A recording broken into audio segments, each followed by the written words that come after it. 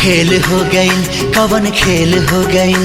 Double duty वाला खेली कैसे खेल, दादा रे माथा फेल हो गईल। लागे जाता में पिसा जाई बकेल, दादा रे माथा फेल हो गईल। आज हमारे राजा लड़ाला नजरिया, आके समझा तू दिल के भीतरिया। ए रानी मनवा में धीर तनी धारा, बात माना कुछ देर सबर तू करा।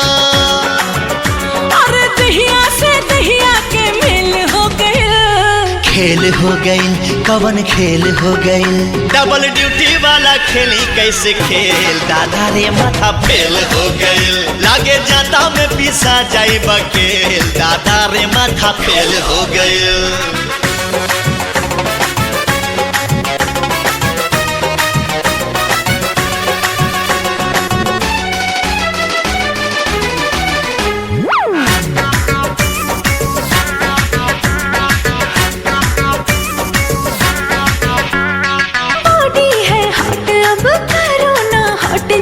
इंजन मोहब्बत का करो इसे काट जी।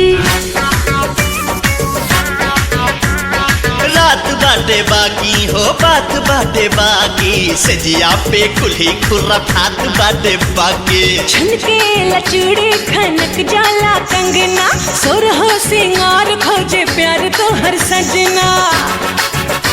अरे भागला ऐसे जैसे जेल हो गए।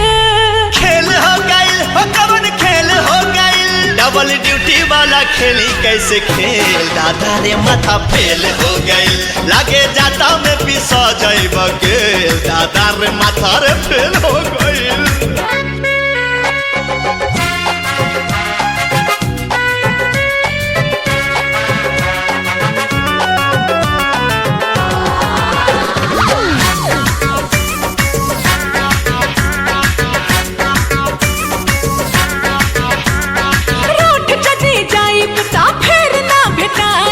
कितनो बोलई बाना कहिया में आईब।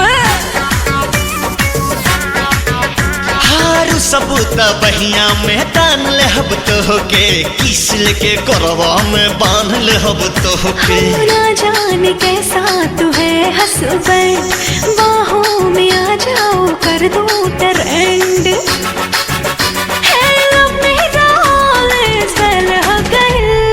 खेल हो गईल, कवन खेल हो गईल। डबल ड्यूटी वाला खेली कैसे खेल, दादा रे माथा फेल हो गईल। लागे जाता में पिसा जाई बकेल, दादा रे माथा फेल हो गईल।